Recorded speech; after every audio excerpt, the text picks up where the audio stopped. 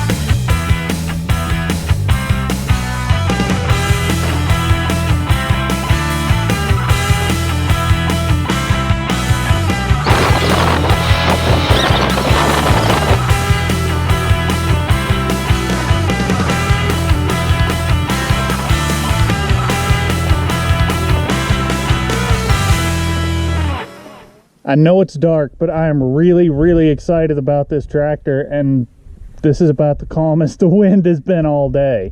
So it started and sputtered a little bit with us feeding it starting fluid before we loaded it. It turns out the fuel tank was empty. So this is a gasoline engine, and I've got just a little bit of gas in this little can. We're going to try to start it up and see if it'll run just here on the trailer tonight. Yeah, see, we are just a little out of fuel down there in our sediment bowl.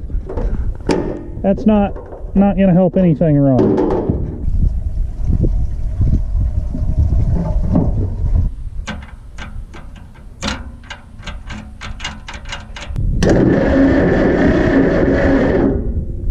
Gonna need a jump.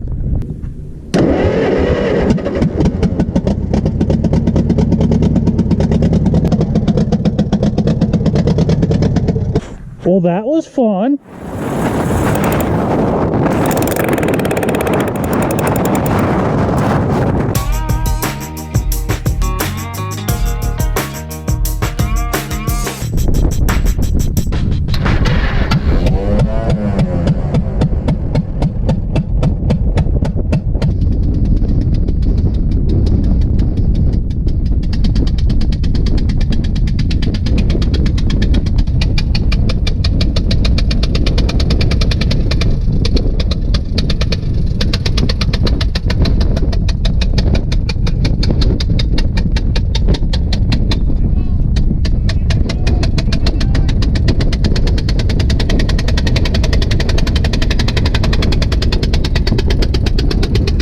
When we picked up the tractor, the seller told us he thought it had a low compression issue, and after the way it acted driving up here from the trailer, I'm inclined to agree. It does kind of run okay, but it's definitely not running correctly.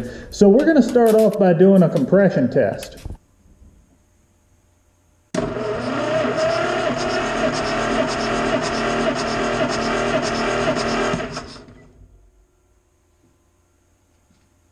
Cylinder 1, 100 PSI, that's not bad.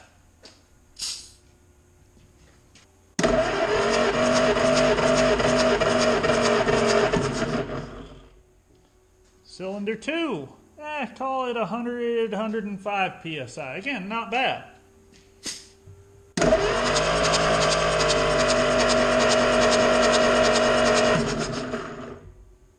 Cylinder 3, 0 PSI.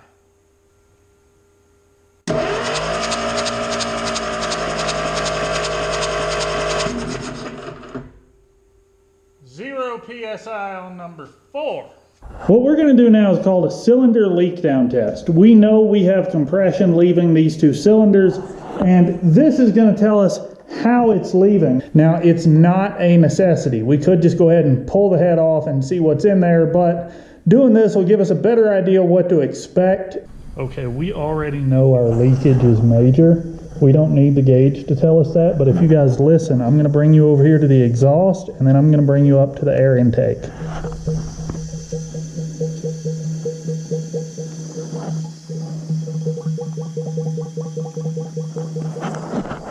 The reason you hear the air intake bubbling is because this is an oil bath intake. It actually has a layer of oil in that bottom canister. What this means is we have a valve problem. So it's time to drain everything and pull the head.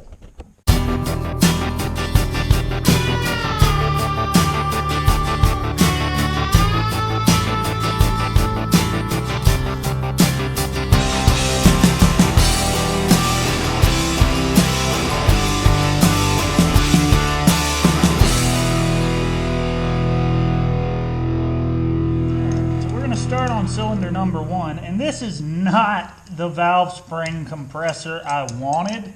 I wanted to get the big one, but when I went to the local auto parts store to borrow one, this little one is the only one they had. So this valve spring compressor that I'm using is designed to be used with the head still on the engine. You would either put something soft in the cylinder to prevent the valve from being able to fall in when the keeper is removed, or you would use an adapter to put shop air into the cylinder to hold the valve in place while you had the spring and retainer and everything off. But this tool is ideal for doing something where you don't actually need to remove the valve, you just need to work on the top side of it. Now, clearly, this does work in situations like this where we do need to remove the entire valve. Looking at our head here, I don't see anything that makes me think we need to go to a machine shop. The valve seats, especially getting down here on number 4 and number 3, are pretty dirty, but they look like they're going to clean up okay. And the valves themselves, again, they're dirty, but at this point, I don't see a whole lot of real bad pitting or anything else that's super concerning, so we're going to clean this stuff up a little bit and see what we've got. Even though I've been a mechanic all of my working life, basically, this is the first valve job I've ever really done myself. The shops I worked in, if we had to pull a head off an engine for any reason, we always sent it out to a third-party machine shop because we didn't specialize in engine machining. We didn't do enough of it to do it daily. And the guys that did it could do a better job of making sure there weren't problems that were going to be found, 6 months later down the road, that then we'd have to do something over again. Now, in the case of this tractor, we didn't have a whole lot to lose here. These two, they cleaned up pretty well on the intakes. I'm very happy with those. The exhaust valves are a little rougher, but they're certainly better than what they were coming in. Now, a lot of guys may ask why I didn't do exactly what my old shop did and just send this thing straight out to a machine shop. And there are a couple of reasons for that, not the least of which is this old tractor was built back in the day when things were actually meant to be easily repaired, and they were built to last and be rebuilt numerous times instead of built to, be replaced. So I thought it would be a little more forgiving and a little easier to work on, and kind of a good starter head for me, since I've never done this before, because it's big and solid and cast iron and made in a time when things were meant to actually be, repaired and taken care of and last. The other reason I felt like going for it on this was a pretty safe bet instead of sending it out is, well, the only other option was sending it out. So at least I could give this a shot, and maybe it would work, and that would be great. And if it didn't, it will still be some entertaining YouTube content, and we can all laugh at how I failed. But either way, it's worth a shot. Get on there. There we go.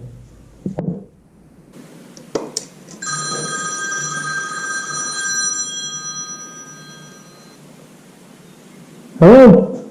Hey, What's up? I just need to brainstorm a minute. Okay. I replaced that fuel pump on Old Blue. The lift pump? Well, I guess, is that what it is? It's on the side of the Side of the block, little pump, like 30 or 40 bucks. Yeah, I think this one was 26, 27. Yeah. And is 3 originating off the water separator or the fuel filter? Fuel filter. Okay.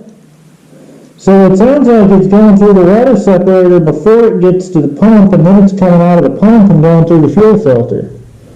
Yep. So if it's, and you've got the line from the pump to the fuel filter off, one of two things is happening, I think. Either you've got a bad new pump, which is not at all surprising, or there's an air leak between the fuel tank and the pump, and it is picking up air instead of fuel. If you manually pump the pump, do you get fuel out? No. No. That makes me feel better then. I was going to say if you can manually pump it and it works, but it doesn't work cranking, your cam has a problem.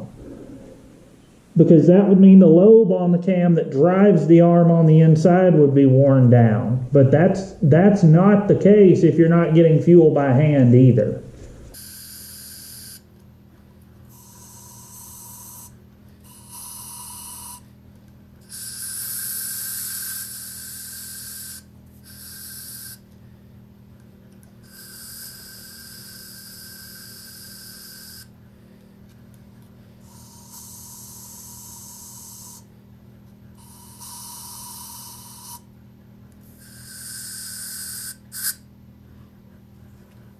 The head passed the leakage test pretty okay. It's certainly not perfect, but the 2 cylinders that were actually testing with problems on the tractor, they did better on this leakage test than the other 2 did. So I feel confident enough that we can put this thing back together.